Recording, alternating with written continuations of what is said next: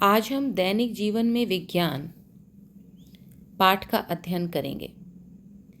मनुष्य स्वभाव से ही सदैव ही जिज्ञासु प्रवृत्ति का रहा है।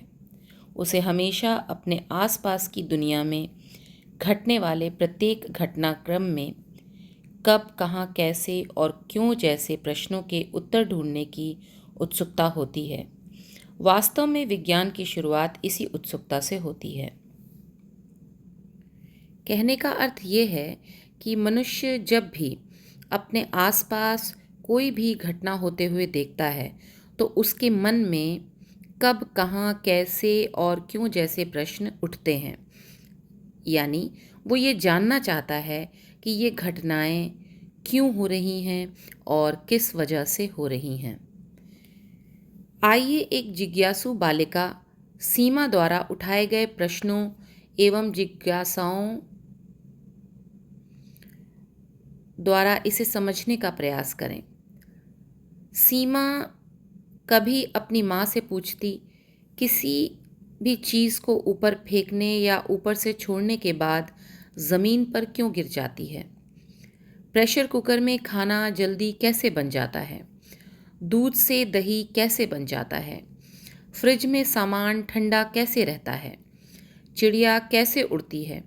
उसकी माँ इन प्रश्नों का जवाब नहीं दे पाती थी। उसकी माँ ने कहा, मैं इन सवालों के जवाब नहीं जानती हूँ, आप अपनी शिक्षिका से पूछ लीजिएगा। दूसरे दिन सीमा ने वही सवाल कक्षा में अपनी शिक्षिका से भी पूछा। शिक्षिका ने सीमा को समझाते हुए कहा कि आपके सभी सवाल हमारे आसपास की दुनिया से संबंधित हैं, अर्थात हमारे आसपास ये सभी घटनाएं होती रहती हैं। मनुष्य में हर चीज़ को जानने समझने की उत्सुकता होती है। ये उत्सुकता देखने, छूने, सूंघने, स्वाद चखने या सुनने के कारण उत्पन्न होती हैं। उत्सुकता के कारण ही हमारे मन में तरह तरह के सवाल उठते हैं।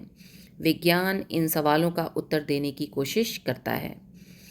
अर्थात हमारे मन में जो किसी भी चीज़ को जानने की उत्सुकता होती है, जानने की चाहत होती है, उसी को हम उत्सुकता कहते हैं। सीमा ने कहा, ठीक है, लेकिन विज्ञान कैसे इन सवालों का उत्तर देता है? शिक्षिका बोली, ये जानने के लिए हमें ये समझना होगा कि वैज्ञानिक किस तरह कार्य करते हैं। वैज्ञानिक उन पढ़े लिखे व्यक्तियों को कहा जाता है जिन्होंने बहुत गहराई से विज्ञान का अध्ययन किया होता है। वे जिस समस्या का हल खोजना होता है, सबसे पहले उसका सूक्ष्म अवलोकन करते हैं और उससे संबंधित सभी जानकारियां एकत्रित करते हैं। एकत्रित जानकारी के द्वारा वे अपने उत्तर के बारे में कल्पना करते हैं। इस तरह किसी सिद्धांत की रचना की जाती है। सिद्धांत की रचना ही सवाल का सबसे अच्छा समाधान होता है। सिद्धांत की पुष्टि के लिए बार बार प्रयोग करना पड़ता है ताकि ये विश्वास होने लगे कि इस समस्या का सबसे अच्छा समाधान यही है। टीचर ने सीमा को समझाया कि वैज्ञानिक यानी कि विज्ञान के गहराई से समझ रखने वाले वैज्ञानिक किस तरह से किसी समस्या या किसी सवाल का हल निकालते हैं।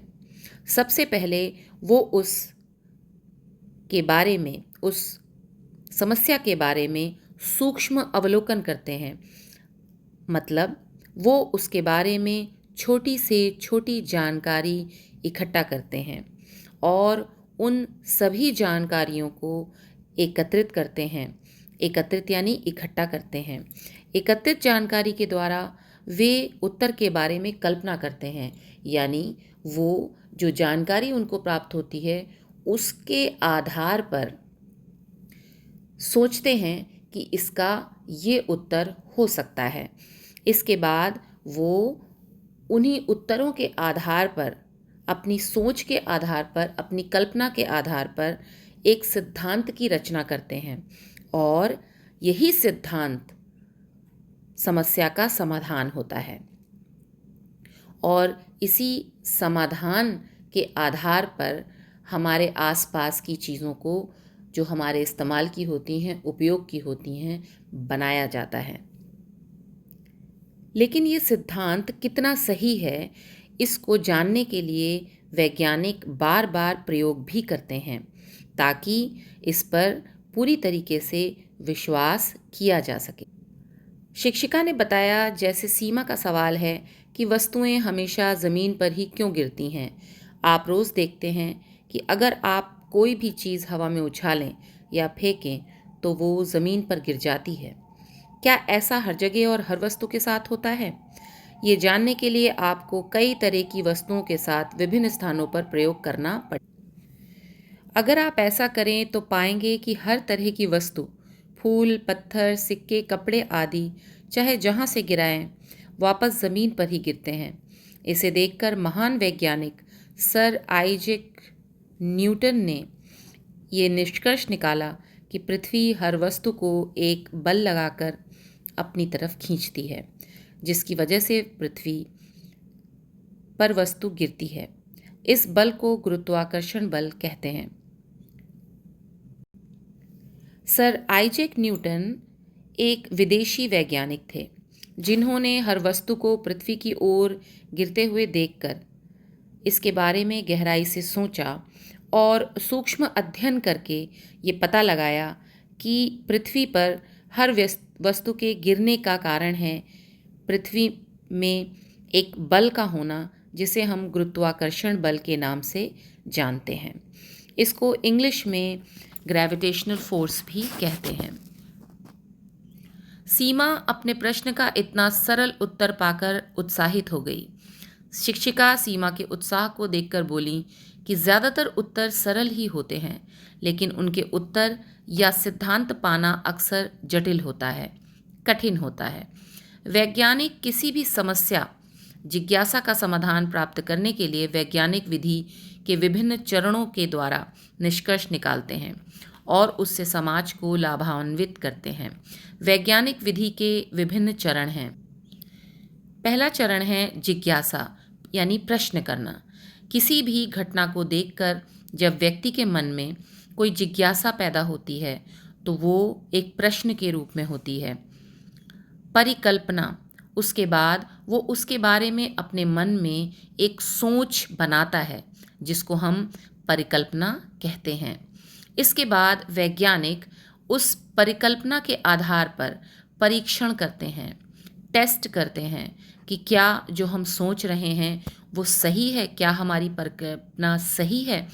इसके बाद उस परीक्षण का कई बार निरीक्षण किया जाता है और निरीक्षण के साथ साथ उसके बारे में विश्लेषण किया जाता है। उसके हर पहलू की जांच की जाती है और फिर उसके हर पहलू को बांटा जाता है, वर्गीकृत किया जाता है और उसके बाद में उसको लिख लिया जाता है, उसका अभिलेखन किया जाता है और फिर लिखने के बाद उस पर पुनर्विचार किया जाता है। दोबारा उसके बारे में सोचा जाता है कि हम कहाँ तक सही दिशा में परीक्षण कर रहे हैं और जब अपने पुनर्विचार करने के बाद परीक्षण पर यकीन हो जाता है तो एक निष्कर्ष निकाला जाता है और वो सिद्धांत के रूप में हमारे सामने होता है।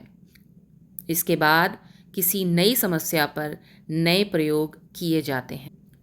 सीमा अब विज्ञान के बारे में और अधिक जानने के लिए उत्सुक थी। उसने पूछा, विज्ञान ने हमारे जीवन के लिए क्या क्या किया है? इसके बारे में अगले पीरियड में बात होगी।